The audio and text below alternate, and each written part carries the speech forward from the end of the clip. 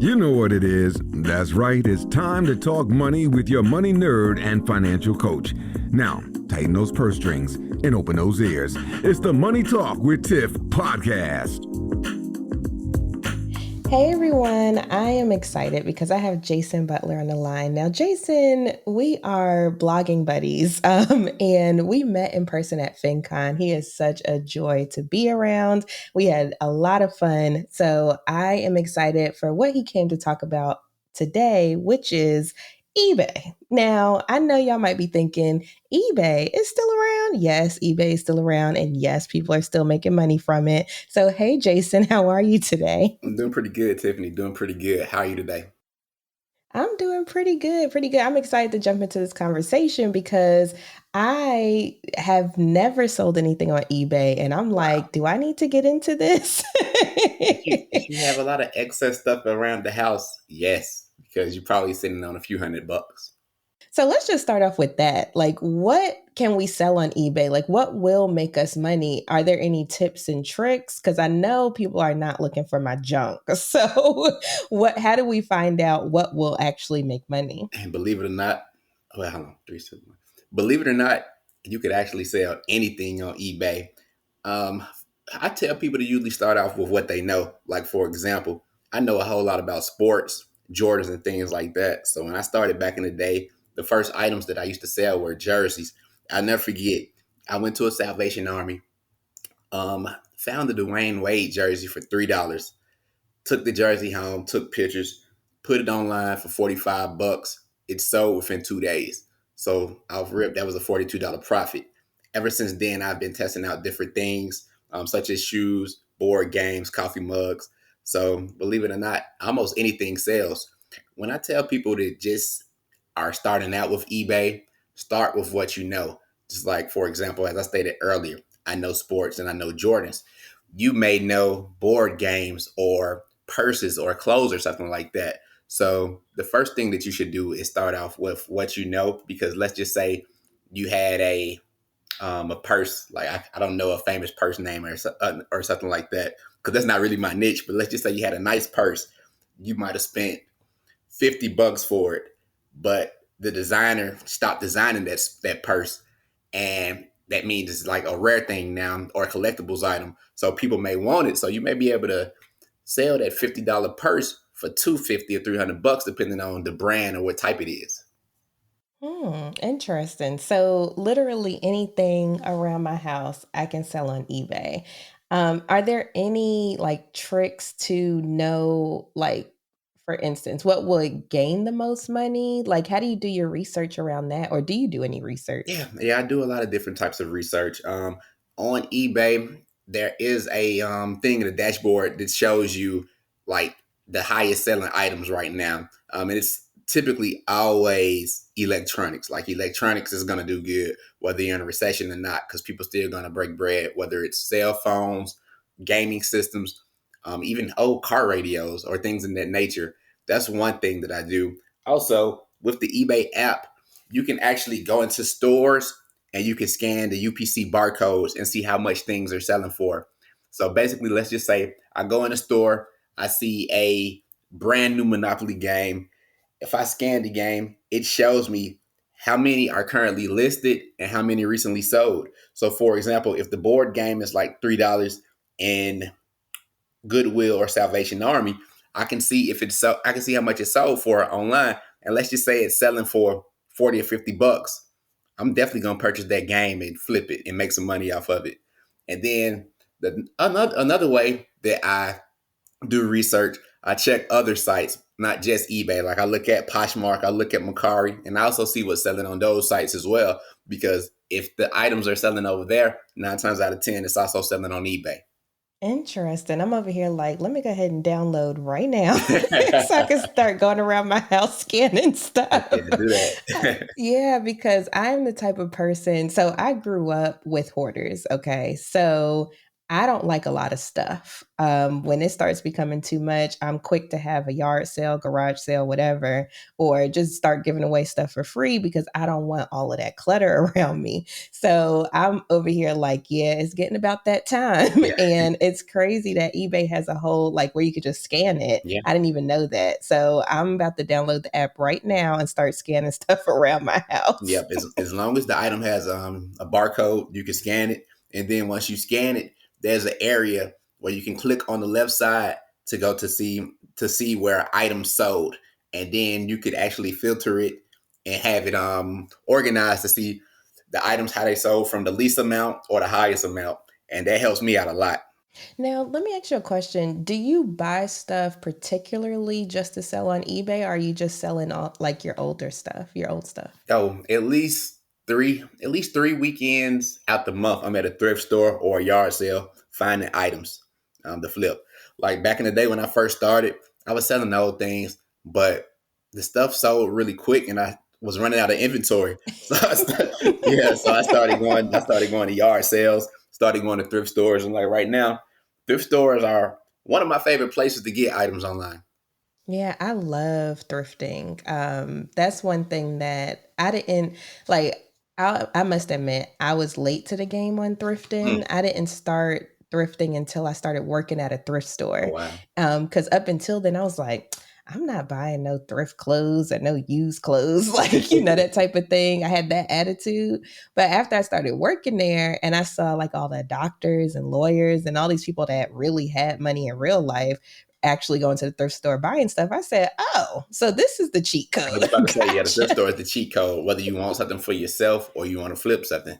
Yes, so I will definitely be trying this next time I go to the thrift store to see what I can find. Now, when it comes to eBay, are there any like I mean, you already gave us some cheat codes, but some other cheat codes or things that we should be looking for if we're trying to start? Like, is it easy to set up an account or like how does that process work? Yep, eBay is 100% free to set up an account.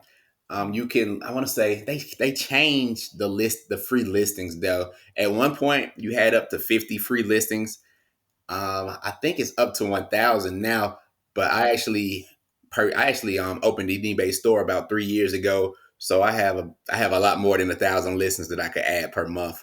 Let's see what else with that, and with you having the free listings, it gives you a chance to see if you want to do this as a main side hustle or just do it as something that you do a couple times per month. So you're not really spending too much. You're not really spending a lot of money if you do it that way. And then last but not least, they do have like final value fees.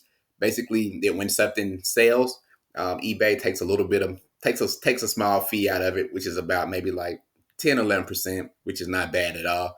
But yeah, it's very easy to get started with because you can actually set your account up for free and do it in less than 10 minutes. Oh, see, and see, that's different than Amazon because see, I used to sell on Amazon when I was in like seventh and eighth grade. Wow. I tell people, I used to flip books. Okay. So I love to read and I couldn't fund it because I didn't have a job. And so when my mom would buy me a book, I would read it and then I would resell it on Amazon. And see, back then it was free. Hmm. Now, because I had tried to go on there, they charge like $35 just to set up a seller account. So it's good to hear that eBay is free for you to list and they only charge after you sell the item. Mhm. So I'm like, I might go ahead and look at eBay instead of Amazon now. Now, since I'm thinking about that, let's talk about competition. Because, like Amazon, for instance, there's a lot of competition. Is eBay the same, or is it a little easier to get stuff sold? What do you think? That's a great question. Um, let's see, how could I start? I'll start off with the first point. Amazon for me, Amazon. I don't sell on Amazon, and the reason why is that I sell majority used items. You can't really sell used stuff on Amazon.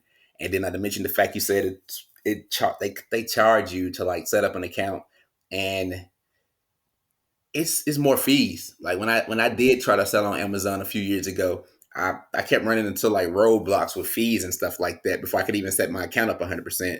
So with that, I tell people to go straight with eBay. eBay is like the number is like in the top five, top three for online marketplaces in the country, in the world, as a matter of fact. And that basically means that you have millions of people that can basically see your item anytime, like whether it's day or night. Then because of that, you can make money while you're sleeping, depending on what you're selling. I think anybody would want that. The only thing that I would say kind of affecting eBay right now, it's actually affecting all these online selling platforms. The economy, with inflation up, with well, with inflation as high as it is right now, people aren't selling as much as they used to. Like I'm in tons of eBay groups, and a lot of people like not selling. Like thankfully, I still get about shoot 5 sales per week, but maybe 2 years ago I was getting 15 per week. So the game has definitely changed a little bit, but it just means you just need to pivot, sell different items, lower the prices, do some sales. So it's still money to be made out there. Okay. And I have a few questions now after you said that. All right. So, one, inventory. Okay. So, for instance, I sell merchandise for Money Talk with Tiff. Okay. If y'all interested, I'm on Etsy right now. But I think about like the t-shirts. Like sometimes I'll get t-shirts made in bulk and I'm just sitting on t-shirts. And so, how does that like, have you ever had issues with your inventory not turning over? And if so, what do you do? Yeah, that's a great question. I actually 2 years ago I did some research and I saw on average it takes my items about 3.5 months to sell. Um, During that time, I had about a year's worth of items still in my apartment at the time. So what I did to get those items out quicker, I did a few things. I took more pictures, I updated my descriptions, and I also sold things in lots. Basically, a lot is a group of items. Like for example, let's just say I got 5 pair of shoes that I want to sell. They not selling. So I'm gonna put all 5 of those shoes together, put a price out there, and sell them as a lot of 5 shoes. When I started doing that, I got most of my old crap out the store ASAP. Just like it's crazy. Like before we got on this chat, I was looking at my items, and I just took a picture. I just took some pictures of some more shoes because I'm creating another shoe lot because I got some stuff I need to get out, and I'm creating a hat lot, a hat and visor lot. And I have right now currently I have about 40 items in my store that's a year or older, which is great. And right now, I would say my items probably take about 2.5 months to sell. So they don't last too long, but every once in a while you do have something that's in the store for like a year and a half. But I always eventually sell that stuff. It just takes a while for the random excuse me, it just takes a while for the random things from time to time. Gotcha, gotcha. So now I'm over here like, okay, so where do you put all this stuff? So, like, for instance, if it's somebody, they're like, I really don't have space, but I really want to get into this. What are some things that they could do, for their inventory? Do you Okay. have any idea? Like for me, like when I was living in my apartment before I moved, I used to have stuff in the living room. Like I have a shelf full of a shelf with 5 different rows on it, and just got tons of crap on there. Now since I moved, I have a few things in my office, but in one of the bedrooms, I have stuff put all over that bedroom. Like stuff is on that shelf, stuff is in the closet. A couple items are in some tubs that's near the guest bedroom. So if you want to get into it, you could like put stuff in a corner. You can put stuff in a random closet. But a lot of people also rent storage units. Like I don't feel like doing that because that's extra money going out. But if you have Mhm. extra money and if the storage unit is pretty cheap, that's also an option for you. Gotcha. Now, speaking of inventory and storage and all that good stuff, I know drop shipping has been a really popular topic again now because it used to be popular like back in 2008, 2009. Mhm. Now it's getting popular again. Have you ever tried that with eBay or what are your thoughts? Let's see. If you have the time to research it, you probably could make some money off of it. But I don't really have time or don't feel like searching for searching for suppliers from China or somewhere in the Middle East. have to wait, have to pay extra money for certain things. It's just too much. Like it's a Mhm, lot. mhm. It's definitely a lot. Like I've heard of eBayers getting their accounts suspended or deleted because you have somebody doing some drop shipping, they prices change, they don't send stuff, it get caught up in customs. It's a whole lot that can happen with Mm. drop shipping. As far as how I get my merchandise, I go to the thrift store, to the yard sale. Shoot, it's at the house with me in 10 to 15 minutes. So you can't really beat that. Yeah, I agree with you there. So if y'all are listening and y'all love to shop, might as well use your skills to make some Exactly. And then money. not to mention, since you said love to shop, I didn't even bring up going to, like, let's see, going to Burlington, going to Marshalls when they have sales, or even just on a regular day because they always have their items like marked down. So let's just say you go to Marshalls. As a matter of fact, I went to Marshalls a few months ago, found an Atlanta Hawks shirt that was selling for like 25 bucks online, paid $5 for it. Easy flip. Mm. So you can do that type of stuff any weekend, to be honest. Hmm, interesting. Well, you definitely have my wheels turning because I'm like, I need to get rid of some stuff around here for real. And I never even thought about selling on eBay. And I know a couple of people, a few people that make good money off of eBay, including yourself. Now, let me ask you one more question. And if you don't feel comfortable answering, I understand. But about how much do you make? Like a month, for instance, selling stuff on eBay? I'm 100% comfortable with answering that question. Before inflation, I was making $1,200 a month. Right Mm, now, it's about half of that. nice. I mean, even still, I mean, Yeah, yeah, I could yeah, use an extra $600 a yeah. month It's for still it's sure. still pretty good. But I just remember when it was better. But Hmm. I just keep it real. Like I've known a lot of people to stop actually selling within the last couple years. In life, you got to ride the wave. Shoot, sometimes things won't be as good as it was in the past, but it's not gonna last forever. So just ride the wave. Yeah, yeah, for sure. And like I tell my audience all the time, you can't time the market. Not at So all. you just hop in, see what you can do while you can do it, and then go from there. So thank you so much, Jason, for coming on the show today and sharing all of your information about eBay and selling. I'm definitely about to download this app and start looking and seeing what I could sell. But if people were interested in finding out more about you or your blog, your platform, how could they find you? Yeah, you guys can check me out on mymoneychronicles.com. That's my website where I talk about side hustles, personal finance, and a little bit of travel. I can be found on YouTube at My Money Chronicles and Instagram at My Money Chronicles 1.